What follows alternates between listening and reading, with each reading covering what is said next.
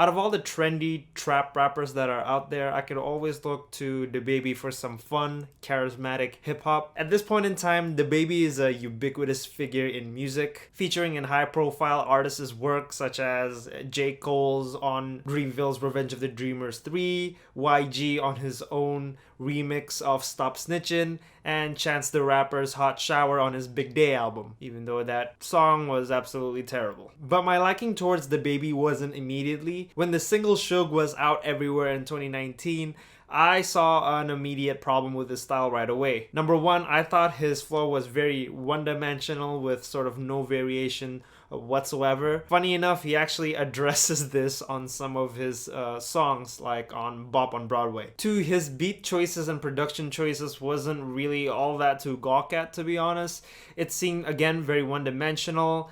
And altogether with these two elements, it gives off a package that's very stale and very meh altogether. But as I mentioned before, his ubiquity in this era of hip hop has garnered him some notable features, in which I've always liked his features, at least most of the time, in these artists' works. And subsequently, after his Baby on Baby album, he's been releasing some good tracks here and there. I like Bop. I thought it was energetic, I thought it was fun, and I really liked the track Intro from his Kirk album. I thought that it was energetic, but altogether heartfelt because he was talking about the passing of his father. So believe it or not, I was really curious on what DaBaby has to offer in this particular album. And after listening to this album and re-listening to it, I can say that this might be the album where he has sharpened his style and production choices to its finest degree. First of all, the production. It sounds pristine and it sounds altogether well produced. And in regards to production credit that he has on this particular album, it's no different than what he had previously on his previous albums. I mean, you're still getting Jetson Made track, DJ Kid, as well as London Under track, amongst many others. The samples, the synths, the instrumental that these producers use on this particular album really brings out the bounciness and enjoyability altogether. And credits to DaBaby for picking out beats that really shines his personality more than usually. And in regards to his flow, he tweaks it now and then. Again, that was one of my major problem with DaBaby's music, is that he seemed to have one flow in all of his songs. And I like the fact that on a certain frame of bar, he fits the words perfectly into that sort of frame of time. What he would usually do is he would take a 1 bar length and he would pack it with words, I think too much words, that it'll carry on to the 2nd bar, and then carry on to the 3rd bar, and then carry on to the 4th bar. And that sort of have a problem with him because it doesn't sound cohesive in the end. Not that other rappers hasn't done this before, it's just that for me particularly, I think DaBaby could have been better if he put a certain amount of words in a certain amount of time frame of the bar. And I think he did it perfectly here. I think he improved on that. The theme altogether is not really something to gawk at, in my opinion. I wasn't expecting that much in terms of topics and themes from these type of rappers. I mean, it's sort of by the numbers, braggadocio, wealth, and sex. But to DaBaby's credit, he does it with a lot of conviction and a lot of personality that you just can't help yourself to get hooked into. I mean, and the track Can't Stop, one of the most funniest lines are being said right away. Bitch, you know I turn piss into lemonade. Turn shit into sugar, that's chocolate pudding. When I get in my feelings, I make people feel it. When I hit you little bitch, I put dick in her kidneys. And in regards to the aspect of funny, hilarious, tongue-in-cheek humor of braggadocio, carries on to the track Talk About It. The beat is infectious with those jangly keyboards in the background, and I love the fact that DaBaby is just relentless with his charisma, with his delivery. It just gives off a very energetic and very fun experience when listening to these two songs. And in regards to this album, Baby has a lot of big name features. I mean, we have Quavo and Future on the track Pickup and Light Skin Shit. Both of these featured artists sort of doing their own thing and doing their normal thing rather. Nothing really to be amazed by. If I were to be honest, I think they were a bit downplaying it. But with that said, the track Light Skin Shit with featured in it is actually one of my favorites in this album. I like the watery vocal sample that's in the background along with the energetic drum beat that Jetson Maid provided for DaBaby. And I love the fact that he switches flow to a more fast-paced flows in the hook as well as in some of the verses here. It's really nice to hear that he has more dynamics to his delivery. On the track, DaBaby talks about how he has a large fondness about light-skinned women. Again, nothing to really gawk about it, but he delivers it to me with a lot of charisma, with a lot of energy that is infectious to hear. Funny enough, in terms of love interest and whatnot, or just like female interest, there's a stretch of songs where he talks about ex-lovers in this album, like on the track Sad Shit and Find My Way. On Sad Shit, I didn't think that DaBaby's delivery in terms of vocals really work. It just sounded more awkward than I think DaBaby would hope for. But with that said, he had a couple of lines here that I thought was very clever and funny. Got me looking for a polo, can you hear me saying Marco?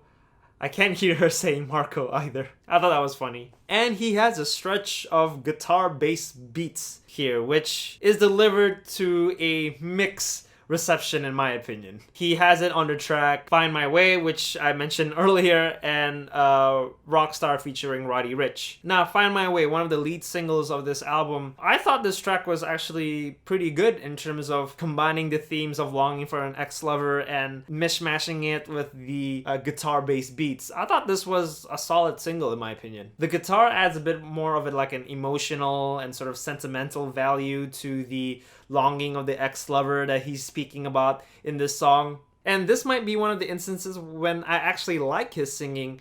Even though he's not a good singer, I actually like his sort of passionate singing. I think what really sells it for me is he plays it to his strength. He knows that he's not a Weeknd or a Whitney Houston or anybody like that, so he chose a sort of vocal register that is simple and is within his sort of skill level of singing that, to me, worked out fine. And the melody bass raps that he does here and there is good as well, adding a bit of a variety to his flow.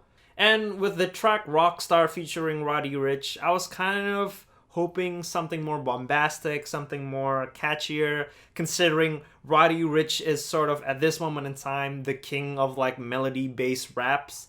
So his verse was a bit disappointing, his delivery was a bit disappointing, because I was really hoping for like an earworm heavy delivery or something like that, but I didn't get that. My two least favorite track is Champions and Drop with A Boogie with a Hoodie. I think at this part his autotune delivery just doesn't sells it for me at all, and it just sounds forced.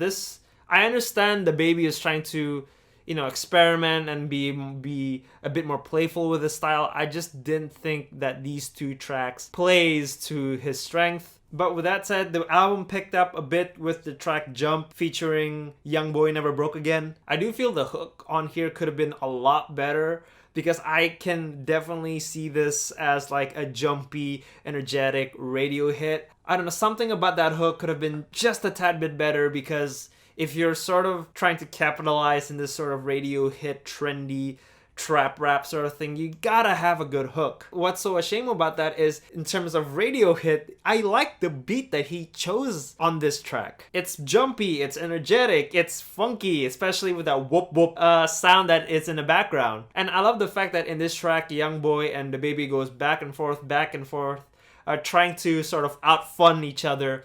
This is, to me, the closest thing we will get to like a spitterific DaBaby. And the track Blame It On Baby.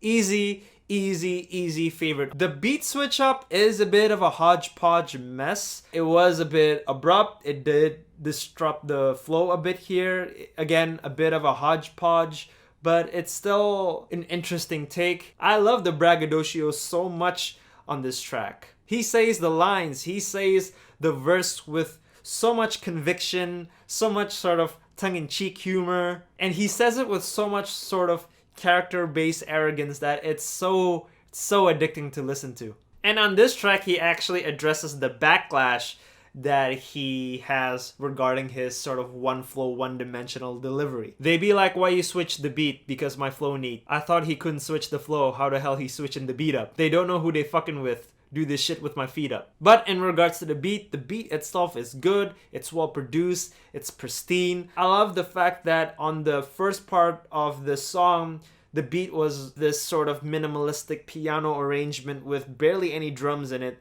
that allowed the baby to just go crazy with it and just ooze his sort of charisma. And the other part of this song, the beat is a more playful 8-bit video game sort of delivery. It really brings out DaBaby's more energetic and, dare I say, even more hungrier flow and delivery. I think this is the first time I've heard DaBaby this hungry on a track. And we gotta talk about the track Nasty with Ashanti and Megan Thee Stallion. The sensual synths and guitar twangs is very beautifully arranged, and it accompanies the sort of message and atmosphere that this track is pulling off. And I like the conviction of sex and just sexual desires that DaBaby delivers in this track, as well as Ashanti, as well as Megan Thee Stallion, because Ashanti really, really killed it in the hook. But I have to say, Megan Thee Stallion probably has the floor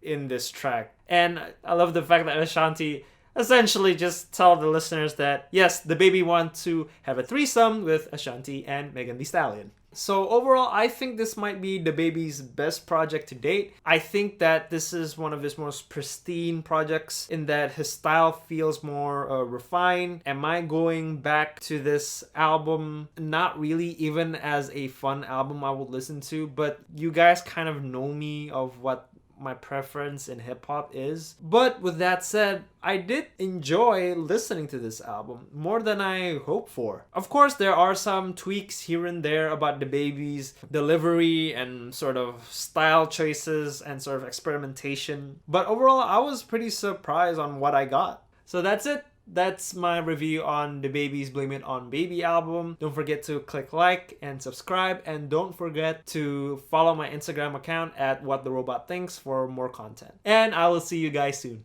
Peace!